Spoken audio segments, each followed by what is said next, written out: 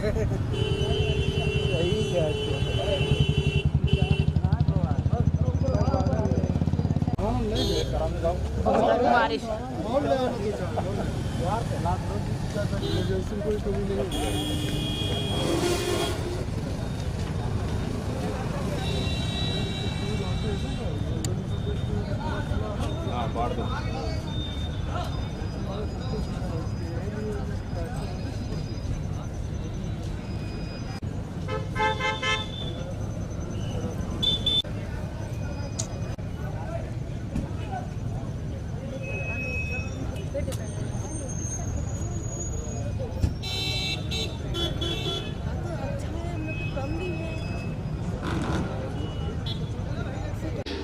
the country's labour force being employed in agriculture, but at the same point of time that sector is capable enough of providing large surpluses for the food processing industry in the country, and of course it underpins the second largest agricultural producer. A lot of similarities there, and of course a lot of areas to think about when we talk about UP, considering the fact that 1.7 crore, ladies and gentlemen, much less than the population of Delhi as a city. And despite this population, the country derives almost 2/3 of its GDP from merchandise and services trade and runs a consistent, sizable trade surplus.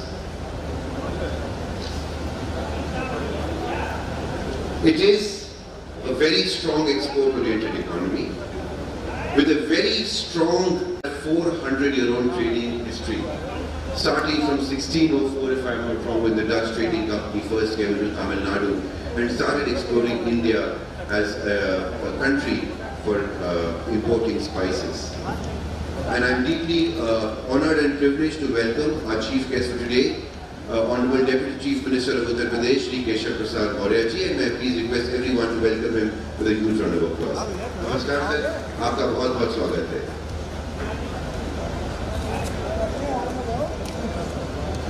और इसी कार्यक्रम को यही अंतराल लेते हुए मैं request करना चाहूँगा Shri Piyush Verma ji, special secretary industries and MD PICUP, on stage.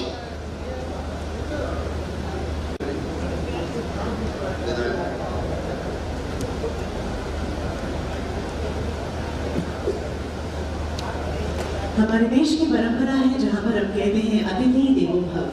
हम बहुत स्वागत करते हैं हमारे मुख्य अतिथि महोदय का, और इसके लिए हम निवेदन करते हैं श्री पीयूष वर्मा जी से कि हमारे हिज एक्सेलेंसी मार्टिन वॉन्डेनबर्ग का अभिनंदन करें इन फूलों के गुलदस्ते के साथ. Ladies and gentleman, requesting Shri Piyush Verma to kindly please welcome His Excellency Martin van den Berg, Ambassador to India, Embassy of Netherlands, with a bouquet of flowers. Please put your hands together, ladies and gentlemen. And I also request Mr. Vinamra Agarwal to please welcome our chief guest, Honorable Deputy Chief Minister, Government of Uttar Pradesh, Shri Keshav Prasad Maurya. Zordar Talia. Ladies and gentlemen, let's have a huge round of applause as we welcome our dignitaries on the dais. Hello, sir. With this, I would like to request the moderator, Mr. Vinamra, to kindly please carry forward the proceedings of the session. Sir. Thank you very much. As I was mentioning, Netherlands has had a 400-year-old trading history with India, and economic and commercial ties between India and Netherlands have been a very, very important facet of Indo-Dutch relations. Netherlands and India have cooperated for a very, very long time in very key areas such as transport and logistics infrastructure, water management, environment, agriculture and food processing, services, science and technology. In fact, Netherlands is also the third largest foreign investor in India, and with about $28.7 billion of cumulative investment between April 20 and March 21. And I'm expecting, sir, that going forward, a large chunk of those investments will be made in the state of Uttar Pradesh, which is of course emerging as the country's frontier destination for industrial investments. Many Dutch companies, Philips, Royal Dutch Shell, Unilever, Rabobank, KLM, are already household names in India, and I'm expecting that many more will be setting up base in India very soon. Last thought that I would like to leave all my friends from Netherlands with is that with the global geopolitical dynamics which are changing, with the need that many companies and many countries in the world are looking at for a China plus one alternative, India and Uttar Pradesh can be a very, very strong partner for you. With our strong technical skill sets, with a low cost of manufacturing, with a huge pool of talented labor, Uttar Pradesh can not just be a perfect destination for exploring investment and business opportunities, but also for looking at as a venue, as a destination for helping you export your products from Uttar Pradesh, from India to the rest of the world. And that is where you will find one of the greatest value additions that you will achieve from India. And I would therefore pause my comments right here. Welcome all of you once again on behalf of CII and my personal behalf, and of course wish you all a very, very enriching session.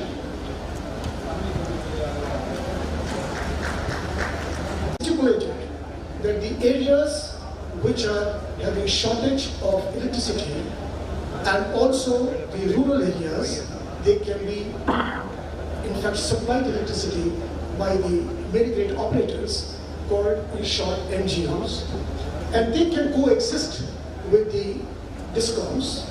Idea being that since DISCOMs are not able to provide 24/7 electricity on a continuous basis to all the rural masses of the state, so government says that you please come in and supplement so that the rural masses also get electricity all the time.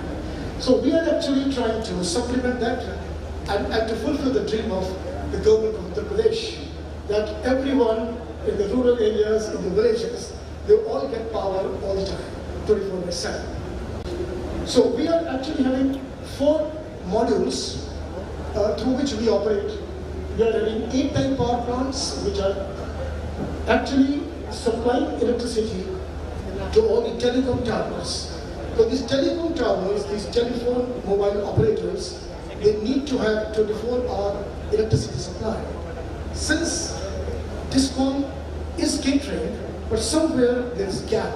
So we actually come to their rescue and we give them, and we ensure that they get 24-hour electricity and they get rid of diesel.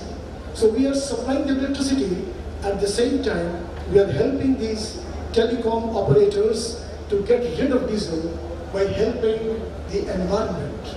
So this is the 8 type which you can see here. Is business. Business means shops, hospitals, petrol pumps, dealers, auto dealers. Now they are all having their shops, basically operating from 5 to 10, 5 to 9 in the evenings. But what happens in the evenings, because of the huge urban load, normally the DISCOMs are not able to fulfill their commitment to supply electricity during those shopping hours in the evening. So we come and we supply this power to all the shops there, so that all the shops in the rural since 2011, there are many areas in Uttar Pradesh where you can go and see that the shops are open even during the evening time, and they get the electricity, and these small time operators, these small shop owners, they are flourishing now. C is community. We are supplying electricity to the rural masses in the villages, to the small households. Maybe the quantum may be low, and it may be in the vicinity of 25 watts, so that they are able to actually eliminate 2 of the LEDs, and they can also charge their mobile phones. At the same time, the women folk in the villages, they have been hitherto not able to utilize the electricity, and they have great difficulty in teaching their kids. So today, you will be very happy to know that the areas in which we are operating very well in the education as well, also, they are also able to actually cook their food in a better way, so that the husbands don't rebuke them for that food. So these are the helps which we are extending to B and C consumers through DC plants. Then we have got the mixture of the 2, which are ABC plants. These plants, which are numbering 92 as of now, they are also catering to the telecom operators as well as to B and C consumers as well. So this is the third model, and now we are entering into also in a big way in EABC segment. Now E here actually depicts the EV charging. We are now entering into the EV charging business as well, where it talks with Indian Oil Corporation, where it talks with Hindustan Petroleum, Bharat Petroleum, so that we are able to open our EV charging stations there in the vicinity of their existing fuel pumps, so that we are able to actually charge your vehicles, EVs, in a swift way, with a heavy charge, fast charging methodology. So this is the model. Actually, these are the four basic models through which we are operating today, and we are trying to expand in a very big way. Today we have 350 plants. By the end of this calendar year, that is by December, we are targeting to achieve 850. So that means from today, 500 plants. And can you believe it? My team at OMC Power, we are launching almost 1.5 to 2 plants every day. That is how we are operating. You can see here a lady who is actually operating here in a village. We have in fact installed many stitching centers. And what we have done, the commercial model is like this, that they are actually being provided the stitching machines by other females of the villages. They are coming to them and learning how to stitch. I'm also actually doing it. I mean, since yesterday only this is done, this has been. So these ladies who are in the villages doing the stitching job, they'll be in fact having a tie-up with the boutiques in Lucknow. So these boutiques can give the load to these ladies in the villages, and they can become the ancillary to the boutiques which are already excellent. NAGAR India Private Limited. We have back-to-back sessions. I would request the speakers to kindly limit their timing.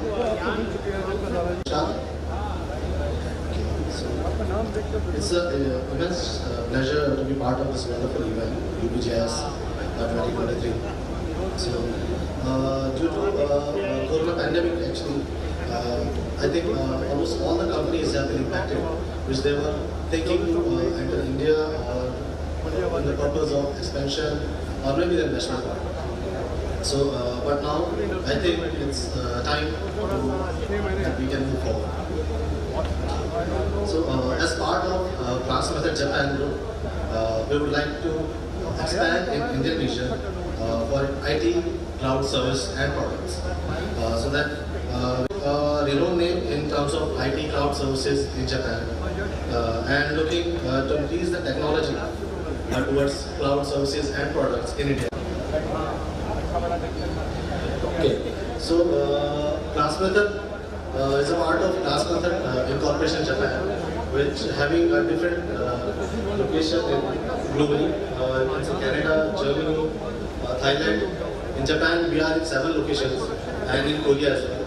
And we are already established in India. And industry and the business community in UAE are privileged to participate in today's summit under the umbrella of the UAE and its strategic vision of economic and industrial development and its approach and how to tackle the changes and achieving sustainable development serving future generations.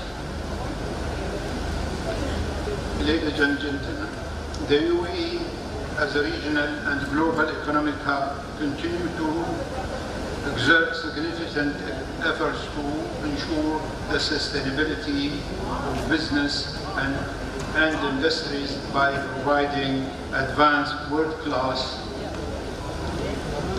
infrastructure and competitive business environment to support industries and investments.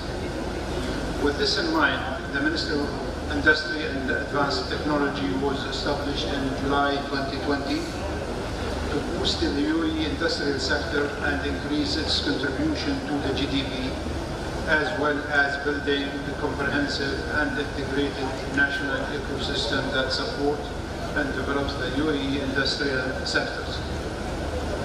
The UAE has once again proved for the whole world that it's an active contributor to the encouraging the establishment of industrial complexes, raising local capacity in advanced technology, and acceleration of industrial development in bid to drive economic growth, diversification, value retention, and national self-reliance. I'm confident that this summit will bring business leaders together and encourage them to boost industrial security and tackle the most pressing economic and trade issues. This summit is the perfect platform for the world to collaborate and improve industrial development and growth. Therefore, the business sector of UAE under the umbrella of UAE Chamber of Commerce is determined to set an example of better partnership and investments and to forge a better world. A world where prosperity and development are commonplace in all the industrial and sustainable knowledge-based economy. Thank you very much for your time. Secretary of Abu Dhabi Department of Economics Development, please say a few words.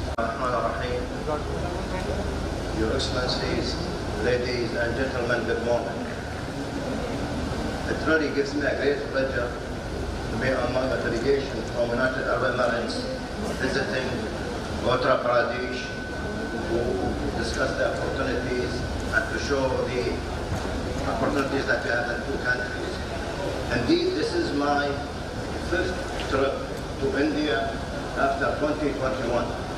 And every time I'm coming to India, I do some homework, due diligence to see the progress, the economy growth. And alhamdulillah, every time I do that, I see a very strong progress. I see development numbers, and the numbers always going up and up and up. And an example of that, going back to what was mentioned by His Excellency Dr. Thani, we started to have an agreement. See, it took us 3 months from the day to start till we have signed it. And if you ask why, it's due to the relationship, due to the communication, due to the understanding between us. And this is what I would encourage every investor from your side, like what we do when we come to India, to discover the opportunities which are available in the United Arab Emirates in general and Abu Dhabi in specific. Today, if I ask, why shall an investor from India consider UAE and Abu Dhabi specifically? First of all, if you look at the numbers, at the figures, then the first half of 2020 of that grew by 11.6%. And this is moving with the alignment of the strategy to diversify our economy away from oil. And the non-oil trade increased by 12.7% comparing it to the previous year, reaching 33.8 billion dirhams. And the export again grew by 26%, reached 30.5 billion during that period. So like India, if somebody would ask me what we are looking at in Abu Dhabi, what we are considering, all sectors are important. However, there are sectors we believe if we pay attention to, the impact of it in our economy will be stronger.